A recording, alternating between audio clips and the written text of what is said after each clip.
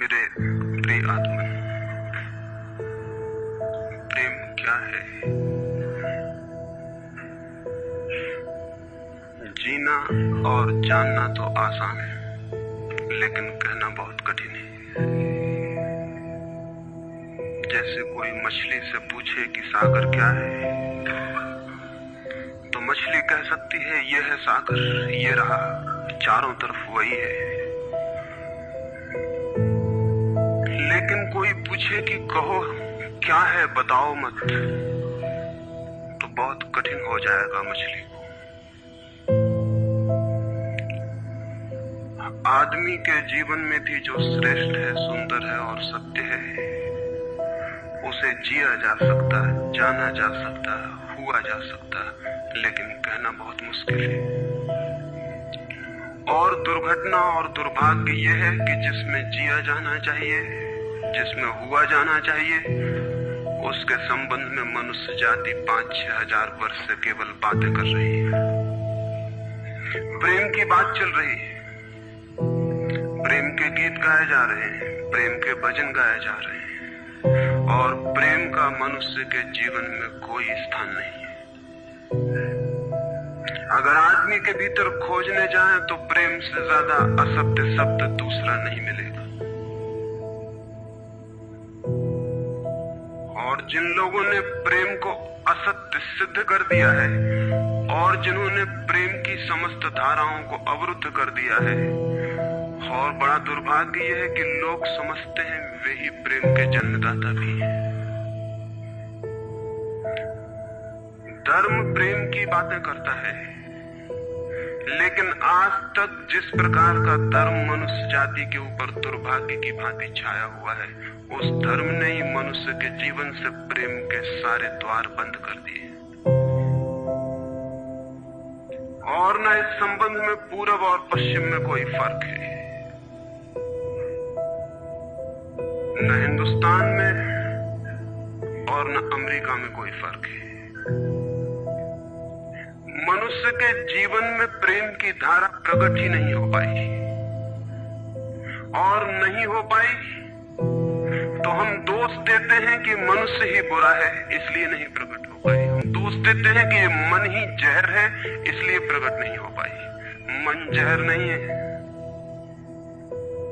और जो लोग मन को जहर कहते रहे, उन्होंने ही प्रेम को जहरीला कर दिया, प्रेम को प्रकट नहीं होने दिया। मन जहर हो कैसे सकता है? इस जगत में कुछ भी जहर नहीं है। परमात्मा के सारे उपक्रम में कुछ भी विष नहीं है, सब अमृत है।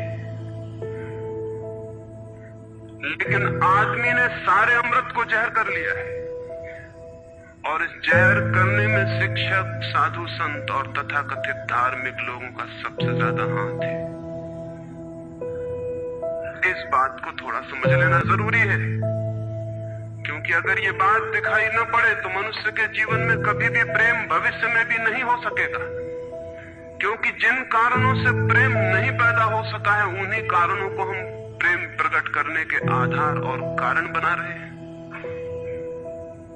हालतें ऐसी हैं कि गलत सिद्धांतों को अगर हजारों वर्ष तक दोहराया जाए, तो फिर हम ये भूल ही जाते हैं कि सिद्धांत गलत है, और दिखाई पड़ने लगता है कि आदमी गलत है, क्योंकि उन सिद्धांतों को पूरा नहीं कर पा रहा है। मैंने सुना है एक सम्राट के महल के नीचे से एक पंखा बेचने वाला गुजरता था, और जोर से चिल्ला रहा था कि अनूठे और अद्भुत पंखे मैंने निर्मित किए। ऐसे पंखे कभी भी नहीं बनाए गए, ये पंखे कभी देखे भी नहीं गए। सम्राट ने खिड़की से झांक के देखा कि कौन है जो अनूठे पंखे ले आया। सम्राट के पास सब तरह के पंखे थे, दुनिया के कोने कोने में जो मिल सकते थे।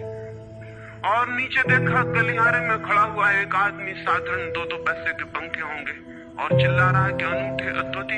उस आदमी को ऊपर बुलाया और पूछा कि इन पंखों में क्या खूबी है, दाम क्या है इन पंखों के। उस पंखे वाले ने कहा कि महाराज, दाम ज्यादा नहीं है, पंखे को देखते हुए दाम बहुत कम है, सिर्फ 100 रुपए का पंखा है। सम्राट ने कहा 100 रुपए? ये 2 पैसे का पंखा जो बाजार में जगह जगह मिलता है, 100 रुपए दाम, क्या है इसकी खूबी?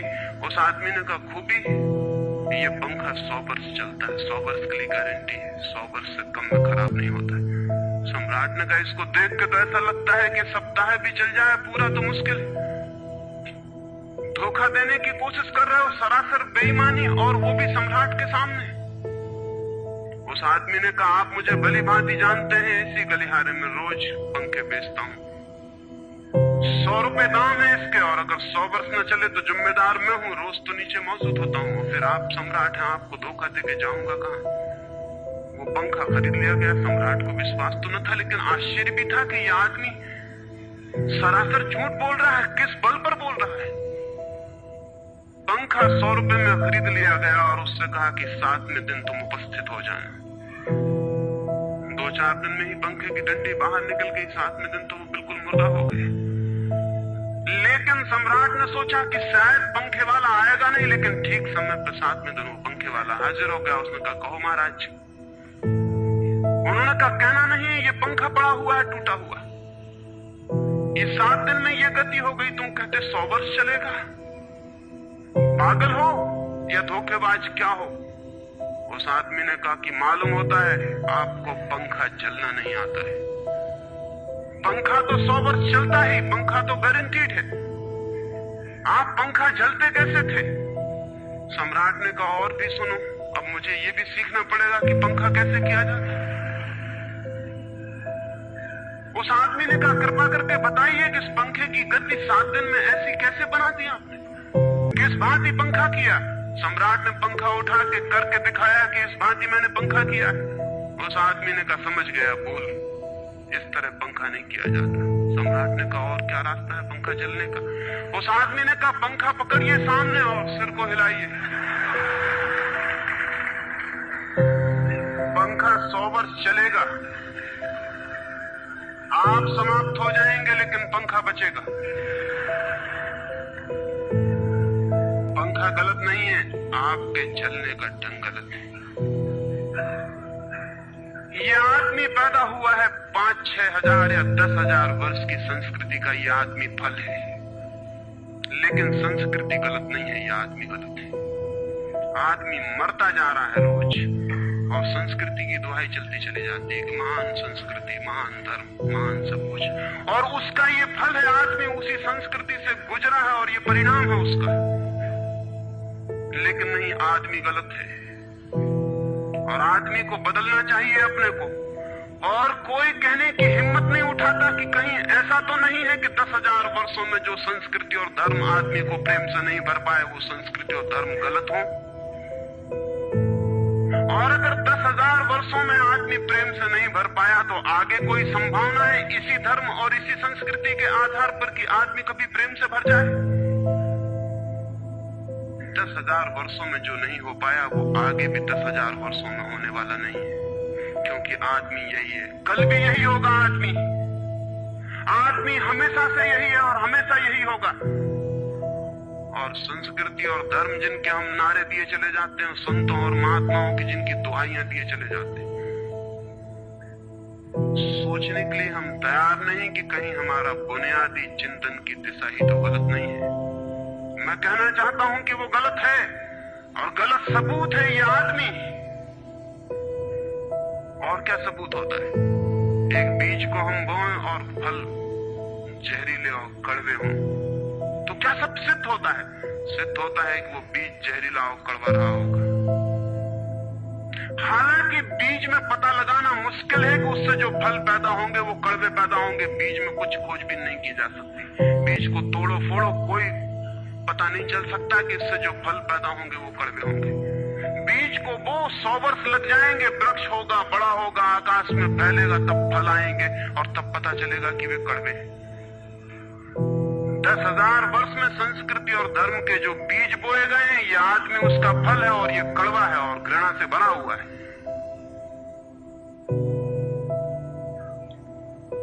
लेकिन उसी की दुहाई दिए चले जाते हैं हम और सोचते हैं उससे प्रेम हो जाए। मैं आपसे कहना चाहता हूं उससे प्रेम नहीं हो सकता है, क्योंकि प्रेम के पैदा होने की जो बुनियादी संभावना है, धर्मों ने उसकी ही हत्या कर दी है और उसमें ही जहर घोल दिया है। मनुष्य से भी ज्यादा प्रेम पशुओं और पक्षियों में और पौधों में दिखाई पड़ता है, जिनके पास न कोई संस्कृति है न कोई धर्म है। संस्कृत और सुसंस्कृत और सभ्य मनुष्यों की बजाय असभ्य और जंगल के आदमी में ज्यादा प्रेम दिखाई पड़ता है, जिसके पास न कोई विकसित धर्म है, न कोई सभ्यता है, न कोई संस्कृति है। जितना आदमी सभ्य, सुसंस्कृत और तथाकथित धर्मों के प्रभाव में मंदिरों और चर्चों में प्रार्थना करने लगता, उतना ही प्रेम से शून्य क्यों होता चला जाता। जरूर कुछ कारण है, और दो कारणों पर मैं विचार करना चाहता हूं। अगर वे ख्याल में आ जाएं, तो प्रेम के अवरुद्ध स्रोत टूट सकते हैं और प्रेम की गंगा बह सकती है। वो हर आदमी के भीतर है, उसे कहीं से लाना नहीं है। प्रेम कोई ऐसी बात नहीं है कि कहीं खोजने जाना है उसे, वो है।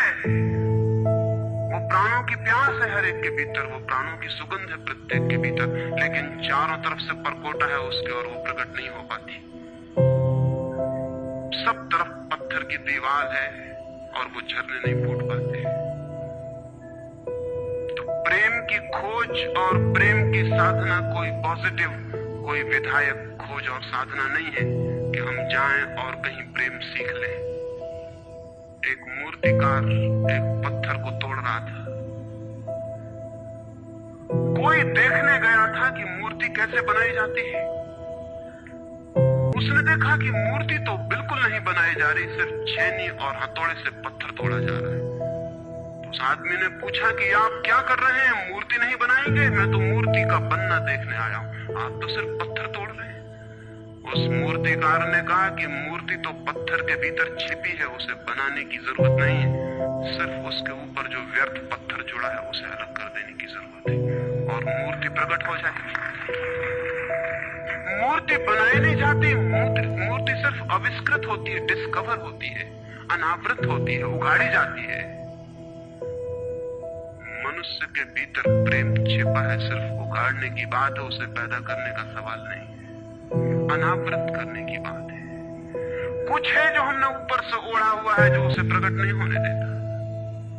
एक चिकित्सक से जाके आप पूछें कि स्वास्थ्य क्या है, और दुनिया का कोई चिकित्सक नहीं बता सकता कि स्वास्थ्य क्या है। बड़े आश्चर्य की बात है, स्वास्थ्य पर ही तो सारा चिकित्सा शास्त्र खड़ा है, सारी मेडिकल साइंस खड़ी है, और कोई नहीं बता सकता कि स्वास्थ्य क्या है। लेकिन चिकित्सक से पूछें कि स्वास्थ्य क्या है, तो वो कहेगा बीमारियों के बाबत हम बता सकते हैं कि बीमारियां क्या हैं, उनके लक्षण हमें पता है, एक एक बीमारी का अलग अलग परिभाषा हमें पता है। स्वास्थ्य का हमें कोई भी पता नहीं है। इतना हम कह सकते हैं कि जब कोई बीमारी नहीं होती तो जो होता है वो स्वास्थ्य है। स्वास्थ्य तो मनुष्य के भीतर छिपा है, इसलिए मनुष्य की परिभाषा के बाहर है। बीमारी बाहर से आती है, इसलिए बाहर से परिभाषा की जा सकती है। स्वास्थ्य भीतर से आता है, उसकी कोई परिभाषा नहीं की जा सकती। इतना ही हम कह सकते हैं कि बीमारियों का अभाव स्वास्थ्य है। लेकिन ये स्वास्थ्य की कहां परिभाषा हुई? स्वास्थ्य के संबंध में तो हमने कुछ भी ना कहा कि बीमारियां नहीं है, तो बीमारियों के संबंध में कहा। सच ये है कि स्वास्थ्य पैदा नहीं करना होता है, या तो छिप जाता है बीमारियों में, या बीमारियां हट जाती हैं तो प्रकट हो जाता है। स्वास्थ्य हम में है, स्वास्थ्य हमारा स्वभाव है। प्रेम हम में है, प्रेम हमारा स्वभाव है। इसलिए ये बात गलत है कि मनुष्य को समझाया जाए कि तुम प्रेम पैदा करो। सोचना यह है कि प्रेम पैदा क्यों नहीं हो पा रहा है, बाधा क्या है, अड़चन क्या है, कहां रुकावट डाल दी गई। अगर कोई भी रुकावट ना हो तो प्रेम प्रकट होगा ही, उसे सिखाने की और समझाने की कोई भी जरूरत नहीं है। अगर मनुष्य के ऊपर गलत संस्कृति और गलत संस्कार की धाराएं और बाधाएं न हो तो हर आदमी प्रेम को उपलब्ध होगा ही, ये अनिवार्यता है। प्रेम से कोई बच ही नहीं सकता, प्रेम स्वभाव है। गंगा बहती है हिमालय से, बहेगी गंगा, उसके प्राण है, उसके पास जल है, वो बहेगी और सागर को खोज ही लेगी। न किसी पुलिस वाले से पूछेगी, न किसी पुरोहित से पूछेगी कि सागर कहां है। देखा किसी गंगा को चौरस्ते पर खड़े होकर पूछते कि सागर कहाँ है। उसके प्राणों में है छिपी सागर की खोज और ऊर्जा है, तो पहाड़ तोड़ेगी, मैदान तोड़ेगी और पहुंच जाएगी सागर तक। सागर कितने ही दूर हो, कितना ही छिपा हो, खोज ही लेगी। और कोई रास्ता नहीं है, कोई गाइड बुक नहीं है कि जिससे पता लगा ले कि कहां से जाना है, लेकिन पहुंच जाती है। लेकिन बांध बांध दिए जाएं, चारों तरफ पर गोटे उठा दिए जाएं, प्रकृति की बाधाओं को तोड़ के तो गंगा सागर तक पहुंच जाती है, लेकिन अगर आदमी की इंजीनियरिंग की बाधाएं खड़ी कर दी जाएं तो हो सकता है गंगा सागर तक न पहुंच पाए। ये भेद समझ लेना जरूरी है। प्रकृति की कोई भी बाधा असल में बाधा नहीं है, इसलिए गंगा सागर तक पहुंच जाती है, हिमालय को काट के पहुंच जाती है। लेकिन अगर आदमी इजाद करे, इंतजाम करे, तो गंगा को सागर तक नहीं भी पहुंचने दे सकता है। प्रकृति का तो एक सहयोग है, प्रकृति तो एक हार्मनी है। वहां जो बाधा भी दिखाई पड़ती है वो भी शायद शक्ति को जगाने के लिए चुनौती है। वहां जो विरोध भी दिखाई पड़ता है वो भी शायद भीतर प्राणों में जो छिपा है उसे प्रकट करने के लिए बुलावा है। वहां शायद कोई बाधा नहीं है। वहां हम बीज को दबाते हैं जमीन में, दिखाई पड़ता है कि जमीन की एक परत बीज के ऊपर पड़ी है, बाधा दे रही, लेकिन वो बाधा नहीं दे रही। अगर वो परत ना होगी तो बीज अंकुरित भी नहीं हो पाएगा। ऐसे दिखाई पड़ता है कि एक परत जमीन की बीज को नीचे दबा रही है, लेकिन वो परत दबा इसलिए रही है ताकि बीज दबे, गले और टूट जाए और अंकुर बन जाए। ऊपर से दिखाई पड़ता है वो जमीन बाधा दे रही, लेकिन वो जमीन मित्र है और सहयोग कर रही बीज को प्रकट करने में। प्रकृति तो एक हार्मनी है, एक संगीतपूर्ण लयबद्धता है, लेकिन आदमी ने जो जो निसर्ग के ऊपर इंजीनियरिंग की है, जो जो उसने अपने यांत्रिक धारणाओं को ठोंकने की और बिठाने की कोशिश की है, उससे गंगाएं रुक गई हैं, जगह जगह अवरुद्ध हो गई हैं। और फिर आदमी को दोष दिया जाता है। किसी बीज को दोष देने की जरूरत नहीं है। अगर वो पौधा न बन पाए तो हम कहेंगे कि जमीन नहीं मिली होगी, ठीक, पानी नहीं मिला होगा, ठीक, सूरज की रोशनी नहीं मिली होगी, ठीक। लेकिन आदमी के जीवन में खिल न पाए फूल प्रेम का तो हम कहते हैं तुम हो जिम्मेवार। और कोई नहीं कहता कि भूमि ना मिली होगी, ठीक, पानी ना मिला होगा, ठीक, सूरज की रोशनी ना मिली होगी, ठीक। इसलिए यह आदमी का पौधा अवरुद्ध रह गया, विकसित नहीं हो पाया, फूल तक नहीं पहुंच पाया। मैं आपसे कहना चाहता हूं कि बुनियादी बाधाएं आदमी ने खड़ी की हैं। प्रेम की गंगा तो बह सकती है और परमात्मा के सागर तक पहुंच सकती है। आदमी बना इसलिए है कि वो बहे और प्रेम बहे और परमात्मा तक पहुंच जाए, लेकिन हमने कौन सी बाधाएं खड़ी कर दी? पहली बात, आज तक मनुष्य की सारी संस्कृतियों ने सेक्स का, काम का, वासना का विरोध किया है। इस विरोध ने मनुष्य के भीतर प्रेम के जन्म की संभावना तोड़ दी, नष्ट कर दी। इस निषेध ने, क्योंकि सच्चाई यह है कि प्रेम की सारी यात्रा का प्राथमिक बिंदु काम है, सेक्स है। प्रेम की यात्रा का जन्म गंगोत्री, जहां से गंगा पैदा होगी प्रेम की, वो सेक्स है, वो काम है। और उसके सब दुश्मन हैं, सारी संस्कृतियां और सारे धर्म और सारे गुरु और सारे महात्मा। तो गंगोत्री पर ही चोट कर दी, वहीं रोक दिया। पाप है काम, अधम है काम, जहर है काम। और हमने सोचा भी नहीं कि काम की ऊर्जा ही, सेक्स एनर्जी ही अंततः प्रेम में परिवर्तित होती और रूपांतरित होती। प्रेम का जो विकास है वो काम की शक्ति का ही ट्रांसफॉर्मेशन है, वो उसी का रूपांतरण है। एक कोयला पड़ा हो और आपको ख्याल भी नहीं आएगा कि कोयला ही रूपांतरित होकर हीरा बन जाता है। हीरे और कोयले में बुनियादी रूप से कोई भी फर्क नहीं है। हीरे में भी वही तत्व हैं जो कोयले में, और कोयला हजारों वर्ष की प्रक्रिया से गुजर के हीरा बन जाता है। लेकिन कोयले की कोई कीमत नहीं है। उसे कोई घर में रखता भी है तो ऐसी जगह जहां दिखाई न पड़े, और हीरे को लोग छातियों पर लटका के घूमते हैं कि वो दिखाई पड़े। और हीरा और कोयला एक ही है, लेकिन कोई दिखाई नहीं पड़ता कि इन दोनों के बीच अंतर संबंध है, एक यात्रा है। कोयले की शक्ति ही हीरा बनती है, और अगर आप कोयले के दुश्मन हो गए, जो कि हो जाना बिल्कुल आसान है क्योंकि कोयले में कुछ भी नहीं दिखाई पड़ता, तो हीरे के पैदा होने की संभावना भी समाप्त हो गई, क्योंकि कोयला ही हीरा बन सकता था। सेक्स की शक्ति ही, काम की शक्ति ही प्रेम बनती है, लेकिन उसके विरोध में सारे दुश्मन हैं उसके, अच्छे आदमी उसके दुश्मन, और उसके विरोध ने प्रेम के अंकुर भी नहीं फूटने दिए, और जमीन से प्रथम से पहली सीढ़ी से नष्ट कर दिया भवन को। फिर वो हीरा नहीं बन पाता कोयला, क्योंकि उसके बनने के लिए जो स्वीकृति चाहिए, जो उसका विकास चाहिए, जो उसको रूपांतरित करने की प्रक्रिया चाहिए, उसका सवाल ही नहीं उठता। जिसके हम दुश्मन हो गए, जिसके हम शत्रु हो गए, जिससे हमारी द्वंद्व की स्थिति बन गई और जिससे हम निरंतर लड़ने लगे, अपनी ही शक्ति से आदमी को लड़ा दिया गया है, सेक्स की शक्ति से आदमी को लड़ा दिया गया है।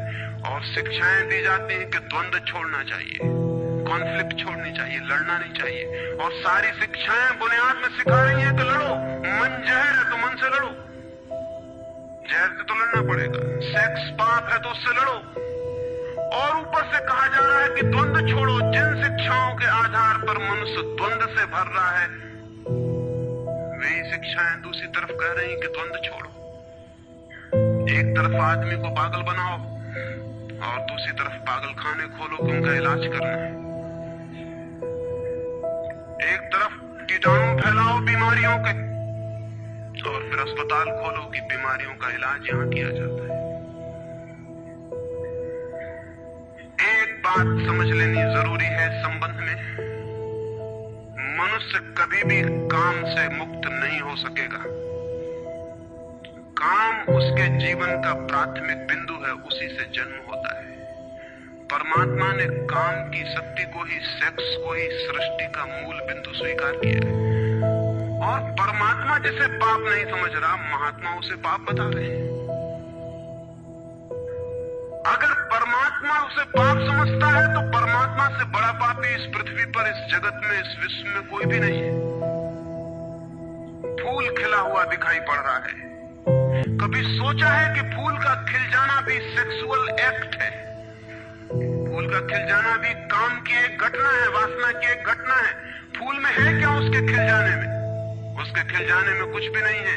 वे बिंदु हैं, पराग के, वीरी के कण हैं, जिन्हें तितलियां उड़ा के दूसरे फूलों पे ले जाएंगी और नया जन्म देंगी।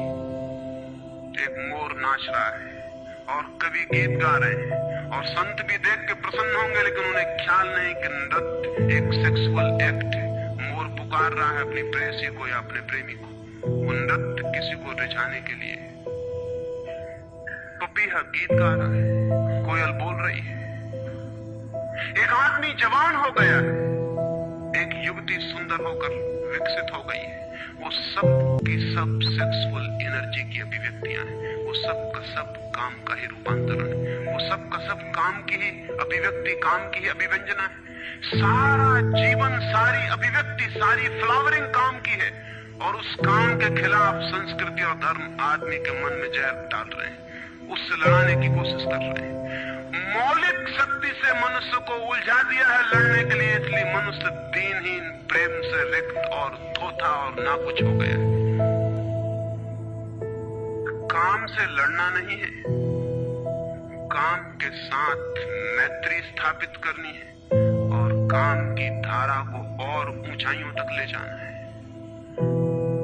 किसी ऋषि ने किसी वधू को 9 वर और वधू को आशीर्वाद देते हुए कहा था कि तेरे 10 पुत्र पैदा हों और अंततः तेरा पति तेरा 11वां पुत्र हो जाए।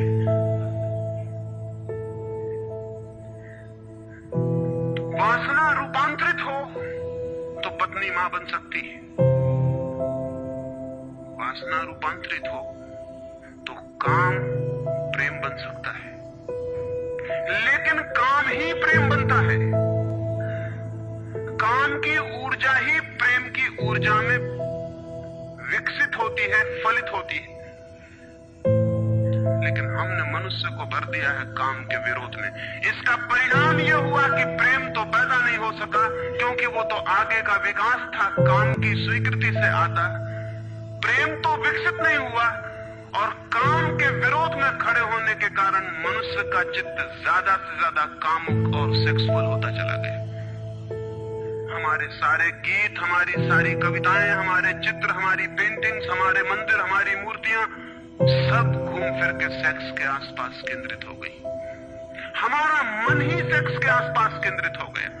इस जगत में कोई भी पशु मनुष्य की भांति सेक्सुअल नहीं है। मनुष्य 24 घंटे सेक्सुअल हो गया। उठते बैठते सोते जागते सेक्स ही सब कुछ हो गया। उसके प्राण में एक घाव हो गया, विरोध के कारण, दुश्मनी के कारण, शत्रुता के कारण।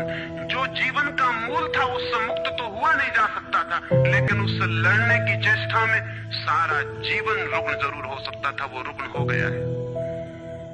और ये जो मनुष्य जाति इतनी ज्यादा कामुक दिखाई पड़ रही है, इसके पीछे तथाकथित धर्मों और संस्कृति का बुनियादी हाथ है। इसके पीछे बुरे लोगों का नहीं, सज्जनों और संतों का हाथ है। और जब तक मनुष्य जाति सज्जनों और संतों के इस अनाचार से मुक्त नहीं होती, तब तक प्रेम के विकास की कोई संभावना नहीं। मुझे एक घटना याद आती है। एक फकीर अपने घर से निकला था, किसी मित्र के पास मिलने जा रहा है। निकला है कि घोड़े पर उसका चढ़ा हुआ एक बचपन का दोस्त घर आके सामने खड़ा हो गया। उसने कहा कि दोस्त तुम घर पे रुको, वर्षों से प्रतीक्षा करता था कि तुम आओगे तो बैठेंगे और बात करेंगे, और दुर्भाग्य कि मुझे किसी मित्र से मिलने जाना है, मैं वचन दे चुका हूं, तो मैं वहां जाऊंगा, घंटे भर में जल्दी से जल्दी लौट आऊंगा, तब तक तुम विश्राम करो। उसके मित्र ने कहा कि मुझे तो चैन नहीं है, अच्छा होगा कि मैं तुम्हारे साथ ही चला चलूं। लेकिन उसने कहा कि मेरे कपड़े सब गंदे हो गए धूल से रास्ते की, अगर तुम्हारे पास कुछ अच्छा कपड़ा हो तो मुझे दे दो, तो मैं डाल लूं और साथ हो जाऊं। निश्चित था उस फकीर के पास किसी सम्राट ने उसे एक बहुमूल्य कोट, एक पगड़ी और धोती भेंट की थी। उसने संभाल कर रखी थी, कभी जरूरत पड़ेगी तो पहनूंगा। वो जरूरत नहीं आई थी, निकाल के ले आया। खुशी में मित्र ने जब पहन ली तब उसे थोड़ी ईर्ष्या पैदा हुई।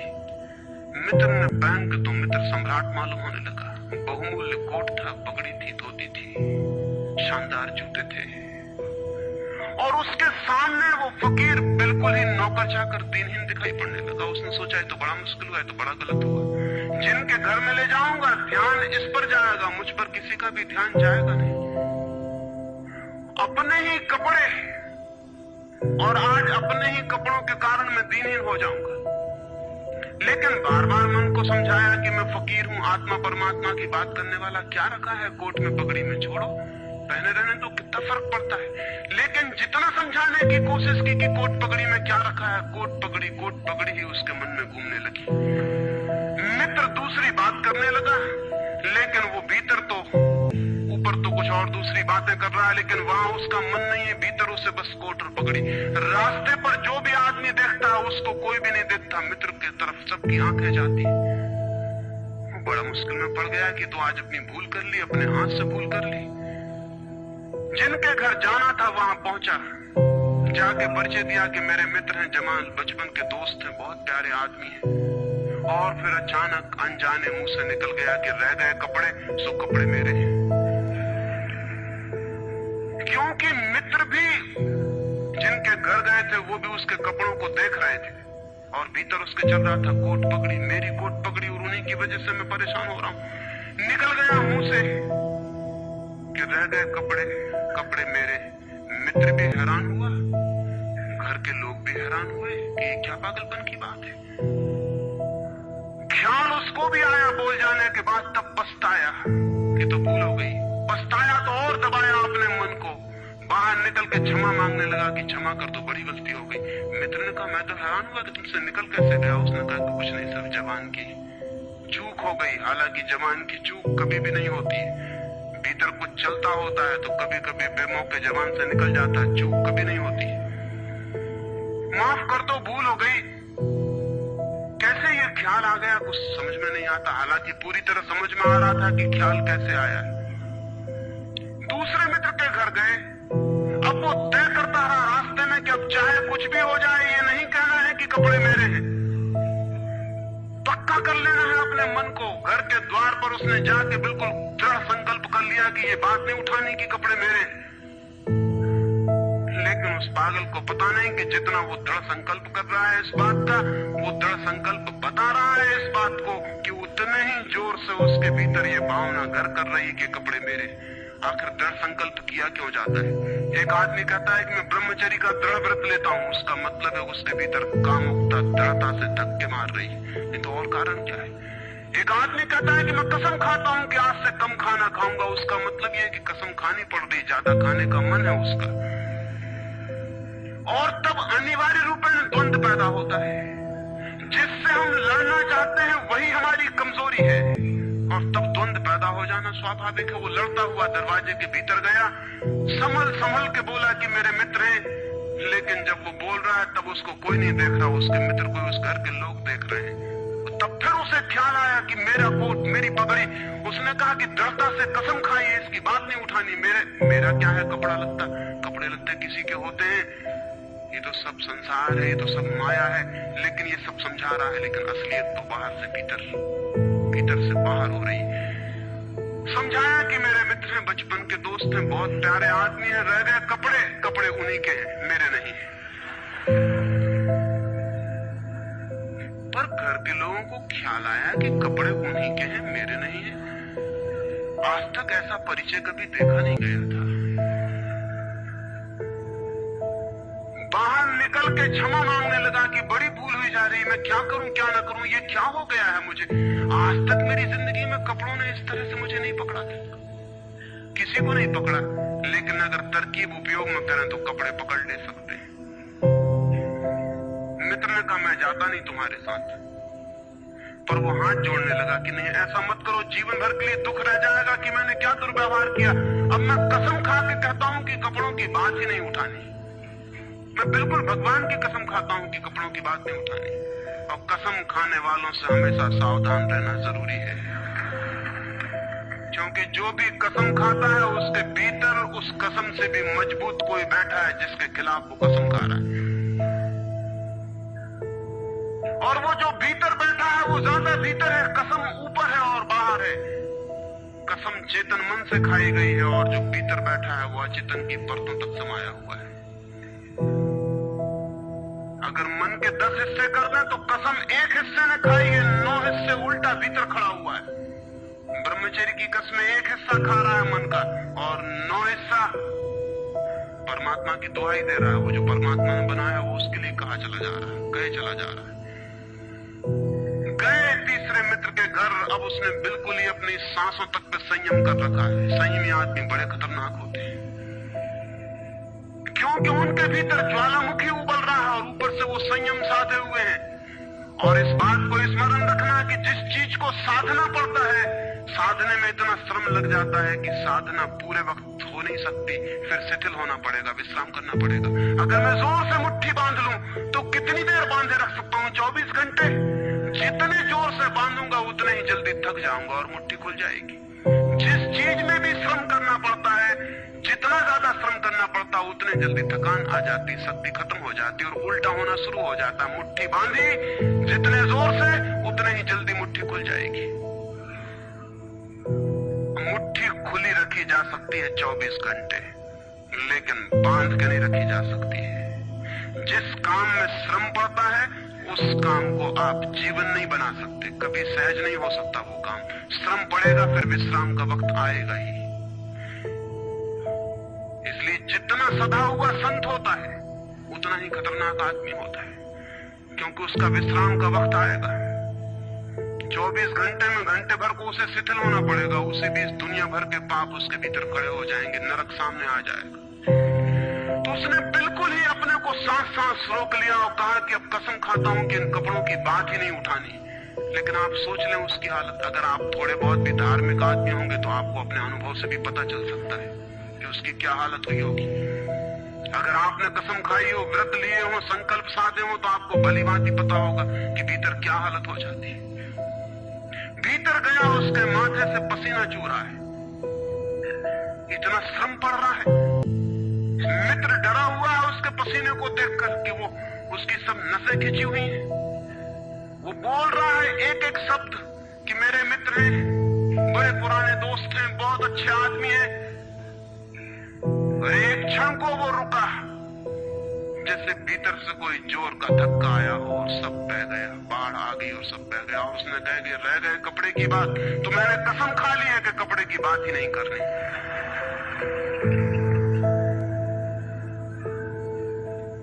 ये जो इस आदमी के साथ हुआ वो पूरी मनुष्य जाति के साथ सेक्स के संबंध में हो गया।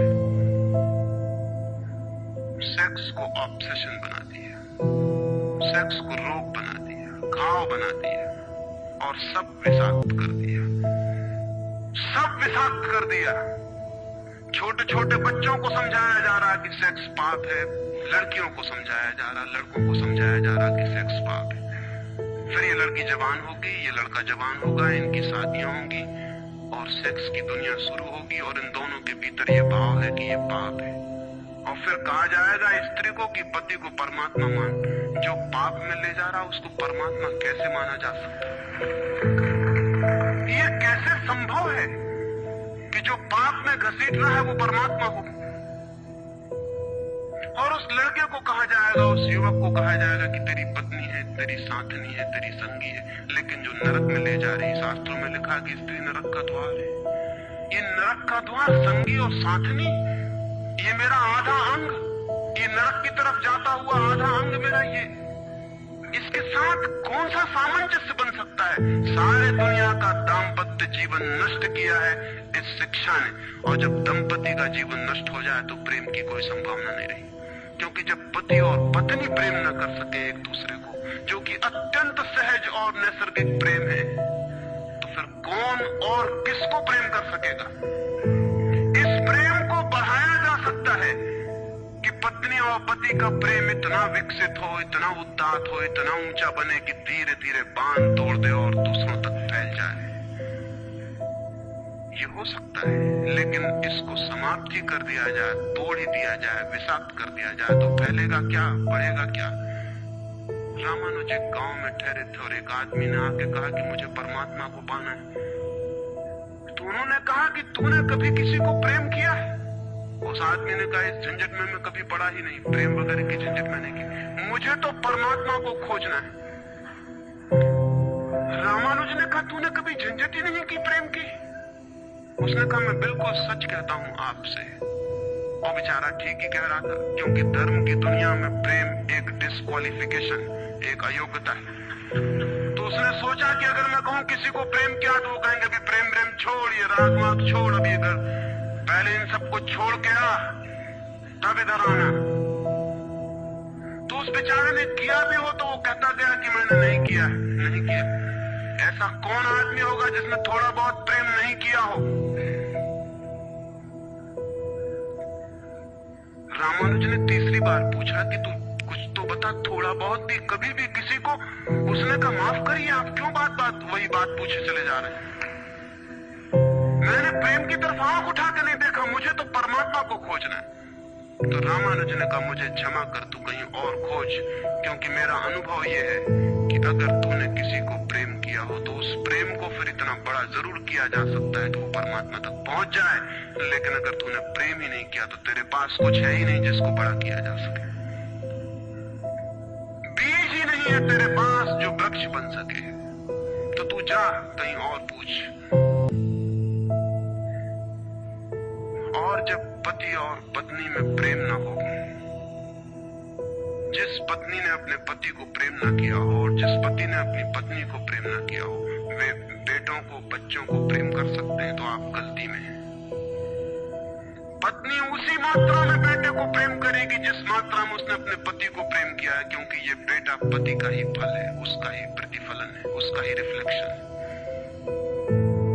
ये इस बेटे के प्रति जो प्रेम होने वाला है वो उतना ही होगा जितना उसने पति को चाहा और प्रेम किया हो। ये पति की ही मूर्ति है जो फिर नई होकर वापस लौट आई है। अगर पति के प्रति प्रेम नहीं है तो बेटे के प्रति प्रेम सच्चा कभी भी नहीं हो सकता। और अगर बेटे को प्रेम नहीं किया गया, पालना पोसना और बड़ा कर देना प्रेम नहीं है, तो बेटा मां को कैसे प्रेम कर सकता है, बाप को कैसे प्रेम कर सकता है? वो जो यूनिट है जीवन का परिवार, वो विषाक्त हो गया है सेक्स को दूषित कहने से, कंडेम करने से, निंदित करने से, और परिवार ही फैलकर पूरा जगत है, पूरा विश्व है। और फिर हम कहते हैं कि प्रेम बिल्कुल दिखाई नहीं पड़ता। प्रेम कैसे दिखाई पड़ेगा? हालांकि हर आदमी कहता है कि मैं प्रेम करता हूं, माँ कहती है, पत्नी कहती है, बाप कहता है, भाई कहता है, बहन कहती है, मित्र कहते हैं कि हम प्रेम करते हैं। सारी दुनिया में हर आदमी कहता है कि हम प्रेम करते हैं, और दुनिया में इकट्ठा देखो तो प्रेम कहीं दिखाई ही नहीं पड़ता। इतने लोग अगर प्रेम करते हैं तो दुनिया में तो प्रेम की वर्षा हो जानी चाहिए थी, प्रेम के फूल ही फूल खिल जाने चाहिए थे, प्रेम के दिए ही दिए जल जाते, घर घर प्रेम का दिया होता तो दुनिया में इकट्ठी इतनी रोशनी होती प्रेम की। लेकिन वहां तो घृणा की रोशनी दिखाई पड़ती है, क्रोध की रोशनी दिखाई पड़ती है, युद्धों की रोशनी दिखाई पड़ती है, प्रेम का तो कोई पता नहीं चलता। झूठी है ये बात, और ये झूठ जब तक हम मानते चले जाएंगे तब तक सत्य की दिशा में खोज भी नहीं हो सकती। कोई किसी को प्रेम नहीं कर रहा है, और जब तक काम के निसर्ग को परिपूर्ण आत्मा से स्वीकृति नहीं मिलती तब तक कोई किसी को प्रेम कर भी नहीं सकता है।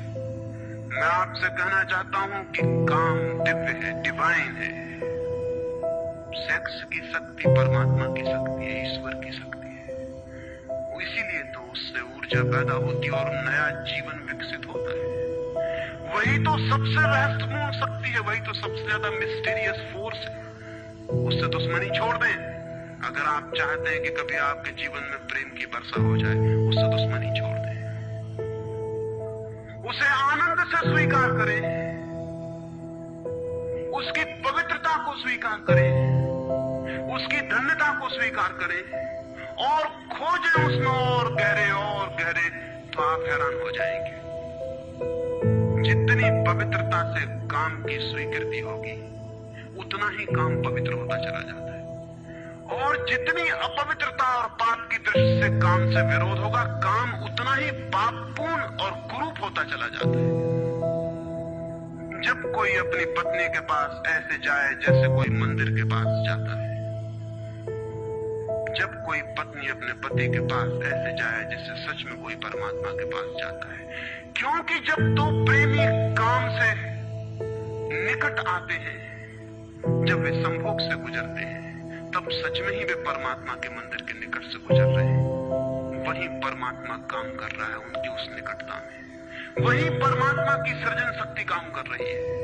और मेरी अपनी दृष्टि यह है कि मनुष्य को समाधि का, ध्यान का जो पहला अनुभव मिला हो कभी भी मनुष्य के इतिहास में, तो वो संभोग के क्षण में मिला है और कभी नहीं। संभोग के क्षण में ही पहली बार ये स्मरण आया है आदमी को कि इतने आनंद की वर्षा हो सकती है। और जिन्होंने सोचा, जिन्होंने मेडिटेट किया, जिन लोगों ने काम के संबंध पर और मैथुन पर चिंतन किया और ध्यान किया, उन्हें यह दिखाई पड़ा कि काम के क्षण में, मैथुन के क्षण में, संभोग के क्षण में मन विचारों से शून्य हो जाता है। एक क्षण को मन के सारे विचार रुक जाते हैं, और वो विचारों का रुक जाना और वो मन का ठहर जाना ही आनंद की वर्षा का कारण होता है। तब उन्हें सीक्रेट मिल गया, राज मिल गया कि अगर मन को विचारों से मुक्त किया जा सके किसी और विधि से भी, तो भी इतना ही आनंद मिल सकता है। और तब समाधि और योग की सारी व्यवस्थाएं विकसित हुई, जिनमें ध्यान और सामायिक और मेडिटेशन और प्रेयर, इनकी सारी व्यवस्थाएं विकसित हुई। इन सब के मूल में संभोग का अनुभव है। और फिर मनुष्य को अनुभव हुआ कि बिना संभोग में जाए भी चित्त शून्य हो सकता है, और जो रस की अनुभूति संभोग में हुई थी वो बिना संभोग के भी बरस सकती है। फिर संभोग क्षणिक हो सकता है, क्योंकि शक्ति और ऊर्जा का वो निकास और बहाव है, लेकिन ध्यान सतत हो सकता है। तो मैं आपसे कहना चाहता हूं कि एक युगल संभोग के क्षण में जिस आनंद को अनुभव करता है, एक योगी 24 घंटे उस आनंद को अनुभव करने लगता है। लेकिन इन दोनों आनंदों में बुनियादी विरोध नहीं है, और इसलिए जिन्होंने कहा कि विषयानंद और ब्रह्मानंद भाई भाई हैं, उन्होंने जरूर सत्य कहा है। वे सहोदर हैं, एक ही उदर से पैदा हुए हैं, एक ही अनुभव से विकसित हुए, उन्होंने निश्चित ही सत्य कहा है। तो पहला सूत्र आपसे कहना चाहता हूं, अगर चाहते हैं कि पता चले कि प्रेम तत्व क्या है, तो पहला सूत्र है काम की पवित्रता, दिव्यता, उसकी ईश्वरीय अनुभूति की स्वीकृति, उसको परम हृदय से, पूर्ण हृदय से अंगीकार। और आप हैरान हो जाएंगे, जितने परिपूर्ण हृदय से काम की स्वीकृति होगी, उतने ही आप काम से मुक्त होते चले जाएंगे। जितना अस्वीकार होता है, उतने ही हम बंधते हैं, जैसा वो फकीर कपड़ों से बंध गया। जितना स्वीकार होता है, उतने हम मुक्त होते हैं। अगर परिपूर्ण स्वीकार है, टोटल एक्सेप्टेबिलिटी है जीवन का जो निसर्ग है उसकी, तो आप पाएंगे कि वो परिपूर्ण स्वीकृति को मैं आस्तिकता कहता हूं। वही आस्तिकता व्यक्ति को मुक्त करती है। नास्तिक मैं उनको कहता हूं जो जीवन के निसर्ग का अस्वीकार करते हैं, निषेध करते हैं। ये बुरा है, ये पाप है, ये विष है, ये छोड़ो, ये छोड़ो, ये छोड़ो। जो छोड़ने की बातें कर रहे हैं वे ही नास्तिक हैं। जीवन जैसा है उसे स्वीकार करो और जियो उसकी परिपूर्णता में। वही परिपूर्णता रोज रोज सीढ़ियां सीढ़ियां ऊपर उठाती जाती है। वही स्वीकृति मनुष्य को ऊपर ले जाती है, और एक दिन उसके दर्शन होते हैं जिसका काम में पता भी नहीं चलता था। काम अगर कोयला था तो एक दिन हीरा भी प्रकट होता है प्रेम का। तो पहला सूत्र यह है। दूसरा सूत्र आपसे कहना चाहता हूं, और वो दूसरा सूत्र भी संस्कृति ने और आज तक की सभ्यता ने और धर्मों ने हमारे भीतर मजबूत किया है। दूसरा सूत्र भी स्मरणीय है, क्योंकि पहला सूत्र तो काम की ऊर्जा को प्रेम बना देगा, और दूसरा सूत्र द्वार की तरह रोके हुए है उस ऊर्जा को बहने से, वो बह नहीं पाएगी। वो दूसरा सूत्र है मनुष्य का ये भाव कि मैं हूं, ईगो, उसका अहंकार कि मैं हूं। बुरे लोग तो कहते ही हैं कि मैं हूं, अच्छे लोग और जोर से कहते हैं कि मैं हूं, और मुझे स्वर्ग जाना है और मोक्ष जाना है और मुझे ये करना है और मुझे वो करना है। लेकिन मैं खड़ा हुआ है वहां भीतर, और जिस आदमी का मैं जितना मजबूत है, उतना ही उस आदमी की सामर्थ्य दूसरे से संयुक्त हो जाने की कम हो जाती है। क्योंकि मैं एक दीवार है, एक घोषणा है कि मैं हूं। मैं की घोषणा कह देती है तुम हो, मैं हूं, दोनों के बीच फासला है। फिर मैं कितना ही प्रेम करूं और आपको अपनी छाती से लगा लूं, लेकिन फिर भी हम दो हैं। छातियां कितनी ही निकट आ जाएं, फिर भी बीच में फासला है। मैं हूं, तुम हो। इसलिए निकटतम अनुभव भी निकट नहीं ला पाते। शरीर पास बैठ जाते हैं, आदमी दूर दूर बने रह जाते हैं। जब तक भीतर मैं बैठा हुआ है, तब तक दूसरे का भाव नष्ट नहीं होता। शास्त्र ने कहीं एक अद्भुत वचन कहा है कि दी अदर इज हेल। वो जो दूसरा है वही नरक है। लेकिन शास्त्र ने ये नहीं कहा कि why the other is other. वो दूसरा क्यों है? वो दूसरा इसलिए है कि मैं हूं, और जब तक मैं हूं तब तक दुनिया में हर चीज दूसरी है, अन्य है, भिन्न है। और जब तक भिन्नता है तब तक प्रेम का अनुभव नहीं हो सकता। प्रेम है एकात्म का अनुभव। प्रेम है इस बात का अनुभव कि गिर गई दीवार और दो ऊर्जाएं मिल गई और संयुक्त हो गई। प्रेम है इस बात का अनुभव कि एक व्यक्ति और दूसरे व्यक्ति की सारी दीवारें गिर गई और प्राण संयुक्त हुए, मिले और एक हो गए। जब यही अनुभव एक व्यक्ति और समस्त के बीच फलित होता है तो उस अनुभव को मैं कहता हूं परमात्मा, और जब दो व्यक्तियों के बीच फलित होता है तो उसे मैं कहता हूं प्रेम। अगर मेरे और किसी दूसरे व्यक्ति के बीच ये अनुभव फलित हो जाए कि हमारी दीवारें गिर जाएं, हम किसी भीतर के तल पर एक हो जाएं, एक संगीत, एक धारा, एक प्राण, तो ये अनुभव है प्रेम। और अगर ऐसा ही अनुभव मेरे और समस्त के बीच घटित हो जाए कि मैं विलीन हो जाऊं और सब और मैं एक हो जाऊं, तो ये अनुभव है परमात्मा। इसलिए मैं कहता हूं प्रेम है सीढ़ी और परमात्मा है उस यात्रा की अंतिम मंजिल। ये कैसे संभव है कि दूसरा मिट जाए? जब तक मैं न मिटूं तब तक दूसरा कैसे मिट सकता है? वो दूसरा पैदा किया है मेरे मैं की प्रतिध्वनि ने। जितने जोर से मैं चिल्लाता हूं कि मैं, उतने ही जोर से वो दूसरा पैदा हो जाता है। वो दूसरी प्रतिध्वनि है, उस तरफ इको हो रही मेरे मैं की। और ये अहंकार, ये ईगो द्वार पर दीवार बन के खड़ी है। और मैं है क्या? कभी सोचा आपने कि ये मैं है क्या? आपका हाथ है मैं, आपका पैर है, आपका मस्तिष्क है, आपका हृदय है, क्या है आपका मैं? अगर आप एक क्षण भी शांत होकर भीतर खोजने जाएंगे कि कहां है मैं, कौन सी चीज है मैं, तो आप एकदम हैरान रह जाएंगे। भीतर कोई मैं खोजे से मिलने को नहीं। जितना गहरा खोजेंगे उतना ही पाएंगे भीतर एक सन्नाटा और शून्य है। वहां कोई आई नहीं, वहां कोई मैं नहीं, वहां कोई ईगो नहीं। एक भिक्षु नागसेन को एक सम्राट मिलिंद ने निमंत्रण दिया था कि तुम आओ दरबार में। तो जो राजदूत गया था निमंत्रण देने, उसने नागसेन को कहा कि भिक्षु नागसेन, आपको बुलाया है सम्राट मिलिंद ने, मैं निमंत्रण देने आया हूं। तो नागसेन कहने लगा मैं चलूंगा जरूर, लेकिन एक बात विनय कर दूं, पहले ही कह दूं कि भिक्षु नागसेन जैसा कोई है नहीं। ये केवल एक नाम है, काम चलाओ नाम है। आप कहते हैं तो मैं चलूंगा जरूर, लेकिन ऐसा कोई आदमी कहीं है नहीं।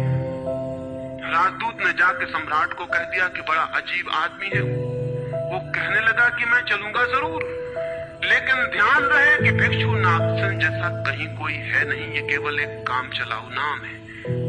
सम्राट ने कहा अजीब सी बात है, जब वो कहता है मैं चलूंगा, आएगा वो आया भी रथ पर बैठकर। सम्राट ने द्वार पर स्वागत किया और कहा भिक्षु नागसेन हम स्वागत करते हैं आपका। वो हंसने लगा, उसने कहा कि स्वागत स्वीकार करता हूं, लेकिन स्मरण रहे भिक्षु नागसेन जैसा कोई है नहीं। सम्राट कहने लगा बड़ी पहेली की बातें करते हैं आप। अगर आप नहीं हैं तो कौन है? कौन आया है यहाँ? कौन स्वीकार कर रहा है स्वागत? कौन दे रहा है उत्तर? नागसेन मुड़ा और उसने कहा कि देखते हैं सम्राट मिलिंद, ये रथ खड़ा है जिस पर मैं आया। सम्राट ने कहा ये रथ है। तो भिक्षु नागसेन पूछने लगा, घोड़ों को निकाल के अलग कर लिया जाए। घोड़े अलग कर लिए गए और उसने पूछा सम्राट से, ये घोड़े रथ हैं?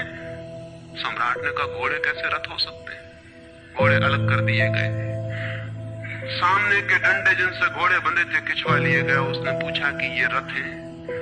सिर्फ दो डंडे कैसे रथ हो सकते हैं? डंडे अलग कर दिए गए। चाक निकलवा लिए और कहा ये रथ है? सम्राट ने कहा ये चाक है, ये रथ नहीं है। और एक एक अंग रथ का निकलता चला गया और एक एक अंग पर सम्राट को कहना पड़ा कि नहीं ये रथ नहीं है। फिर आकर पीछे शून्य बच गया, वहां कुछ भी न बचा। भिक्षु नागसेन पूछने लगा रथ कहां है अब? रथ कहां है अब? और जितनी चीजें मैंने निकाली तुमने कहा ये भी रथ नहीं, ये भी रथ नहीं, ये भी रथ नहीं, अब रथ कहां है? तो सम्राट चौंक के खड़ा रह गया। रथ पीछे बचा भी नहीं था और जो चीजें निकल गई थी उनमें कोई रथ था भी नहीं। तो वो भिक्षु कहने लगा समझे आप, रथ एक जोड़ था। रथ कुछ चीजों का संग्रह मात्र था। रथ का अपना होना नहीं है कोई, ईगो नहीं है कोई। रथ एक जोड़ है। आप खोजे कहां है आपका मैं, और आप पाएंगे कि अनंत शक्तियों के एक जोड़ है। मैं कहीं भी नहीं है। और एक एक अंग आप सोचते चले जाएं तो एक एक एक अंग समाप्त होता चला जाता है, फिर पीछे शून्य रह जाता है। उसी शून्य से प्रेम का जन्म होता है, क्योंकि वो शून्य आप नहीं है, वो शून्य परमात्मा है। एक गांव में एक आदमी ने मछलियों की एक दुकान खोली थी, बड़ी दुकान थी, उस गांव में पहली दुकान थी। तो उसने एक बहुत खूबसूरत तख्ती बनवाई और उस पर लिखाया फ्रेश फिश सोल्ड हियर, यहाँ ताजी मछलियां बेची जाती। पहले दिन दुकान खुली और एक आदमी आया और कहने लगा फ्रेश फिश सोल्ड हियर, ताजी मछलियां, कहीं बासी मछलियां भी बेची जाती हैं? ताजी लिखने की क्या जरूरत? दुकानदार ने सोचा कि बात तो ठीक है, इससे और व्यर्थ बासे का भी ख्याल पैदा होता है। उसने फ्रेश अलग कर दिया, ताजा अलग कर दिया। तख्ती रह गई फिश सोल्ड हियर, मछलियां बेची जाती हैं, मछलियां यहां बेची जाती। दूसरे दिन एक कोई औरत आई और उसने कहा कि मछलियां यहां बेची जाती हैं, सोल्ड हियर, कहीं और कहीं भी बेचते हो? उस आदमी ने कहा ये हियर बिल्कुल फिजूल है। उसने तख्ती पर एक शब्द और अलग कर दिया, रह गया फिश सोल्ड। तीसरे दिन एक आदमी आया, वो कहने लगा फिश सोल्ड, मछलियां बेची जाती हैं, मुफ्त भी देते हो क्या? आदमी ने कहा ये सोल्ड भी बेकार। उस सोल्ड को भी अलग कर दिया। अब रह गई वहां तख्ती फिश। एक बुढ़ा आया और कहने लगा फिश, अंधे को भी मील भर दूर से बांस मिल जाती है। तख्ती काहे के लिए लटकाई हुई है यहां? फिश भी चली गई, खाली तख्ती रह गई वहां। और एक आदमी आया और उसने कहा ये तख्ती किस लिए लगाई है, इससे दुकान पे आड़ पड़ती। वो तख्ती भी चली गई, वहां कुछ भी नहीं रह गया। इलिमिनेशन होता गया, एक एक चीज हटती चली गई, पीछे जो शेष रह गया शून्य। उस शून्य से प्रेम का जन्म होता है, क्योंकि उस शून्य में दूसरे के शून्य से मिलने की क्षमता है। सिर्फ शून्य ही शून्य से मिल सकता है और कोई नहीं। दो शून्य मिल सकते हैं, दो व्यक्ति नहीं, दो इंडिविजुअल नहीं मिल सकते, दो वैक्यूम, दो एम्प्टीनेस मिल सकते हैं। क्योंकि बाधा आप कोई भी नहीं, शून्य की कोई दीवार नहीं होती और हर चीज की दीवार होती है। तो दूसरी बात स्मरणीय है, व्यक्ति जब मिटता है नहीं रह जाता, पाता है कि हूं ही नहीं, जो है वो मैं नहीं हूं, जो है वो सब है। तब द्वार गिरता है, दीवार टूटती है और तब वो गंगा बहती है जो भीतर छिपी है और तैयार है। वो शून्य की प्रतीक्षा कर रही है कि कोई शून्य हो जाए तो उससे बह उठूं। हम एक कुआं खोदते हैं, पानी भीतर है, पानी कहीं से लाना नहीं होता, लेकिन बीच में मिट्टी पत्थर पड़े हैं, उनको निकाल के बाहर कर देते हैं। करते क्या है हम? करते हैं हम एक शून्य बनाते हैं, एक खाली जगह बनाते हैं, एक एम्प्टीनेस बनाते हैं। कुआं खोदने का मतलब है खाली जगह बनाना, ताकि खाली जगह में जो भीतर छिपा हुआ पानी है वो प्रकट होने के लिए जगह पा जाए, स्पेस पा जाए। वो भीतर है, उसको जगह चाहिए प्रकट होने को, जगह नहीं मिल रही, भरा हुआ है कुआं मिट्टी पत्थर से। मिट्टी पत्थर हमने अलग कर दिए, वो पानी उबल के बाहर आ गया। आदमी के भीतर प्रेम भरा हुआ है, स्पेस चाहिए, जगह चाहिए जहां वो प्रकट हो जाए। और हम भरे हुए हैं अपने मैं से। हर आदमी चिल्लाया चला जा रहा है मैं। और स्मरण रखें, जब तक आपकी आत्मा चिल्लाती है मैं, तब तक आप मिट्टी पत्थर से भरे हुए कुएं हैं। आपके कुएं में प्रेम के झरने नहीं फूटेंगे, नहीं फूट सकते। मैंने सुना है एक बहुत पुराना वृक्ष था, आकाश में सम्राट की तरह उसके हाथ फैले हुए थे। उस पर फूल आते थे तो दूर दूर से पक्षी सुगंध लेने आते, उस पर फल लगते थे तो तितलियां उड़ती। उसकी छाया, उसके फैले हाथ, हवाओं में उसका वो खड़ा रूप आकाश में बड़ा सुंदर था। एक छोटा बच्चा उसकी छाया में रोज खेलने आता था। उस बड़े वृक्ष को उस छोटे बच्चे से प्रेम हो गया। बड़ों को छोटों से प्रेम हो सकता है अगर बड़ों को पता ना हो कि हम बड़े हैं। वृक्ष को कोई पता नहीं था कि मैं बड़ा हूं, ये पता सिर्फ आदमी को होता है, इसलिए उसका प्रेम हो गया। अहंकार हमेशा अपने से बड़ों को प्रेम करने की कोशिश करता है। अहंकार हमेशा अपने से बड़ों से संबंध जोड़ता है। प्रेम के लिए कोई बड़ा छोटा नहीं, जो आ जाए उसी से संबंध जुड़ जाता है। वो एक छोटा सा बच्चा खेलता आता था उस वृक्ष के पास, उस वृक्ष का उससे प्रेम हो गया, लेकिन वृक्ष की शाखाएं ऊपर थी, बच्चा छोटा था, तो वृक्ष अपनी शाखाएं उसके लिए नीचे झुका था ताकि वो फल तोड़ सके, फूल तोड़ सके। प्रेम हमेशा झुकने को राजी है, अहंकार कभी भी झुकने को राजी नहीं। अहंकार के पास जाएंगे तो अहंकार के हाथ और ऊपर उठ जाएंगे ताकि आप उन्हें छू न सके, क्योंकि जिसे छू लिया जाए वो छोटा आदमी है, जिसे न छुआ जा सके, दूर सिंहासन पर दिल्ली में हो, वो आदमी बड़ा आदमी है। वो वृक्ष के शाखाएं नीचे झुकाती जब वो बच्चा खेलता हुआ आता, और जब बच्चा उसके फूल तोड़ लेता तो वृक्ष बहुत खुश होता, उसके प्राण आनंद से भर जाते।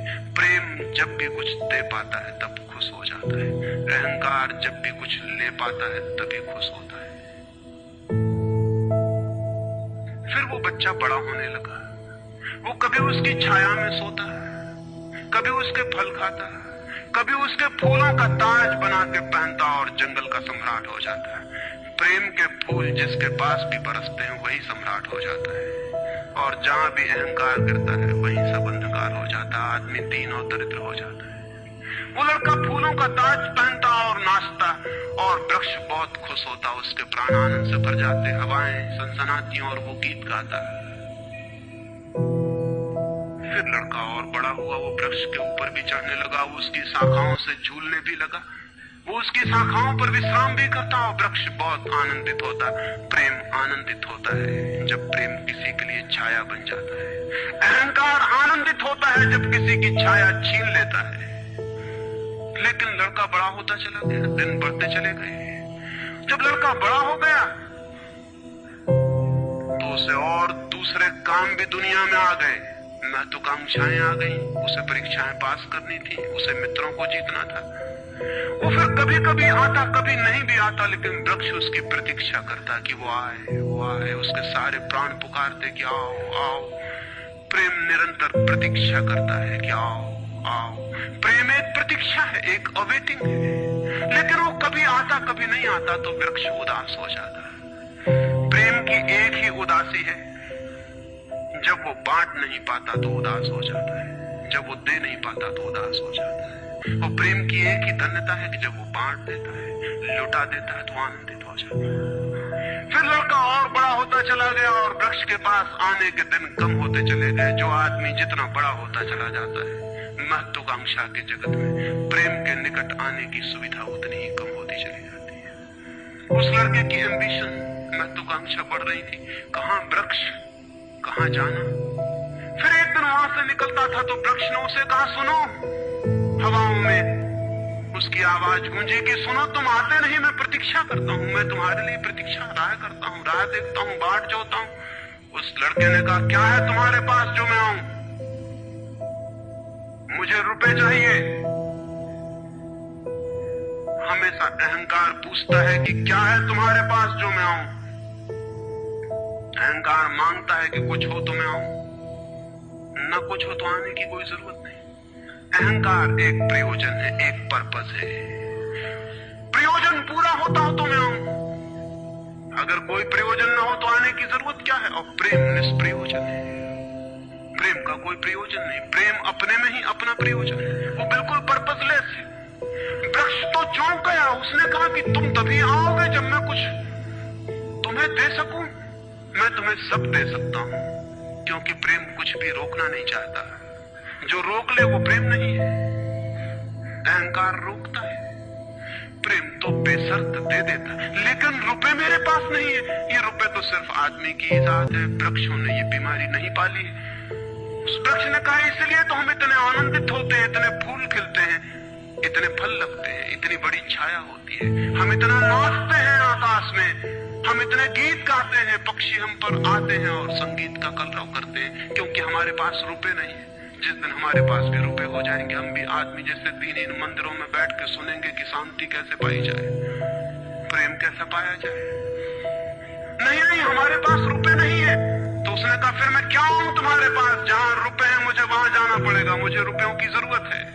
अहंकार रुपया मांगता है क्योंकि रुपया शक्ति है, अहंकार शक्ति मांगता है। उस वृक्ष ने बहुत सोचा, फिर उसे ख्याल आया तो तुम एक काम करो, मेरे सारे फलों को तोड़ के ले जाओ और बेच दो तो शायद रुपए मिल जाए। और उस लड़के को भी ख्याल आया, वो चढ़ा और उसने सारे फल तोड़ डाले, कच्चे भी गिरा डाले, शाखाएं भी टूटी, पत्ते भी टूटे, लेकिन वृक्ष बहुत खुश हुआ, बहुत आनंदित हुआ। टूट के भी प्रेम आनंदित होता है, अहंकार पाके भी आनंदित नहीं होता, पाके भी दुखी होता है।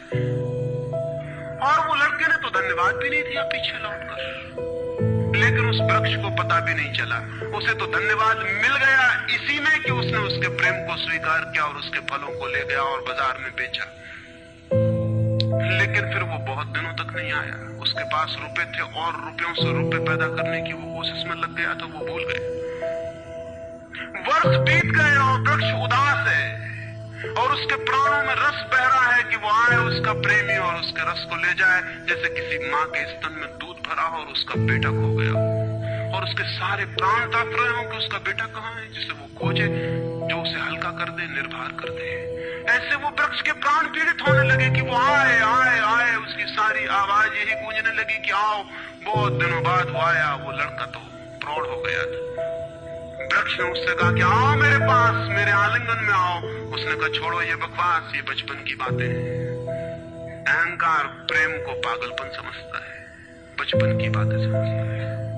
उस वृक्ष ने कहा आओ मेरी डालियों से झूलो, नाचो। उसने कहा छोड़ो ये फिजूल की बातें, मुझे एक मकान बनाना है, मकान दे सकते हो तुम? वृक्ष ने कहा मकान? हम तो बिना मकान के ही रहते हैं, मकान में तो सिर्फ आदमी रहता है, दुनिया में और कोई मकान में नहीं रहता, सिर्फ आदमी रहता है। सो देखते हो आदमी की हालत, मकान में रहने वाले आदमी की हालत, उसके मकान जितने बड़े होते जाते हैं आदमी उतना छोटा होता चला जाता। हम तो बिना मकान के रहते हैं।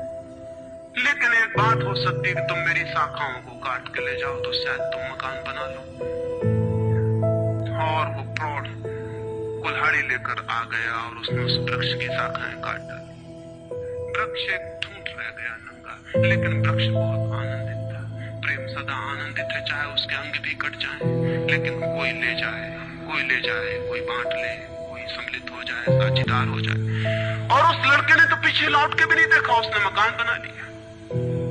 और वक्त गुजरता गया, वो ठूंठ रहा देखता, वो चिल्लाना चाहता, लेकिन अब उसके पास पत्ते भी नहीं थे, शाखाएं भी नहीं थी, हवाएं आती और वो बोल भी ना पाता, बुला भी ना पाता, लेकिन उसके प्राणों में तो एक ही गूंज थी कि आओ आओ। और बहुत दिन बीत गए, तब वो बूढ़ा आदमी हो गया था। वो बच्चा, वो निकल रहा था पास से, वृक्ष के पास आके खड़ा हो गया। तो वृक्ष ने पूछा क्या कर सकता हूं और मैं तुम्हारे लिए, तुम बहुत दिनों बाद आए। उसने कहा तुम क्या कर सकोगे, मुझे दूर देश जाना है धन कमाने के लिए, मुझे एक नाव की जरूरत है। तो उसने कहा तुम मुझे और काट लो तो मेरी इस पीड़ से नाव बन जाएगी और मैं बहुत धन्य होऊंगा कि मैं तुम्हारी नाव बन सकूं, तुम्हें दूर देश ले जा सकूं। लेकिन तुम जल्दी लौट आना और सकुशल लौट आना, मैं तुम्हारी प्रतीक्षा करूंगा। और उसने आरे से उस वृक्ष को काट डाला। तब वो एक छोटा सा ठूंठ रह गया और वो दूर यात्रा पर निकल गया। और वो ठूंठ भी प्रतीक्षा करता रहा कि वो आए आए, लेकिन अब उसके पास कुछ भी नहीं देने को, शायद वो नहीं आएगा, क्योंकि अहंकार वहीं आता है जहां कुछ पाने को है। अहंकार वहां नहीं जाता जहां कुछ पाने को नहीं।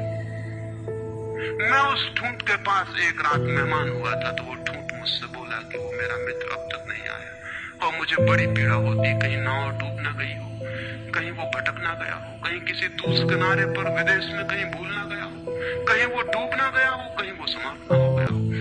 एक खबर मुझे भर कोई ला दे, अब मैं मरने के करीब हूँ, एक खबर भर आ जाए वो सकुशल है, फिर कोई बात नहीं, फिर सब ठीक है। अब तो मेरे पास देने को कुछ भी नहीं है, इसलिए बुलाऊं भी तो शायद वो नहीं आएगा, क्योंकि वो लेने की ही भाषा समझता है। अहंकार लेने की भाषा समझता है, प्रेम देने की भाषा है। इससे ज्यादा और कुछ मैं नहीं कहूंगा। जीवन एक ऐसा वृक्ष बन जाए और उस वृक्ष की शाखाएं अनंत तक फैल जाएं, सब उसकी छाया में हो और सब तक उसकी बाह फैल जाए, तो पता चल सकता है कि प्रेम क्या है। प्रेम का कोई शास्त्र नहीं है, न कोई परिभाषा है, न प्रेम का कोई सिद्धांत है। तो मैं बहुत हैरानी में था कि क्या कहूंगा आपसे कि प्रेम क्या है, तो बताना मुश्किल है। आ तो बैठ सकता हूं, अगर मेरी आंखों में दिखाई पड़ जाए तो दिखाई पड़ सकता है, अगर मेरे हाथों में दिखाई पड़ जाए तो दिखाई पड़ सकता है। मैं कह सकता हूं ये है प्रेम, लेकिन प्रेम क्या है? अगर मेरी आंख में न दिखाई पड़े, मेरे हाथ में न दिखाई पड़े, तो शब्दों से बिल्कुल भी दिखाई नहीं पड़ सकता है कि प्रेम क्या है। मेरी बातों को इतने प्रेम और शांति से सुना, उससे बहुत बहुत अनुग्रहित हूं और अंत में सबके भीतर बैठे परमात्मा को प्रणाम करता हूं। मेरे प्रणाम स्वीकार।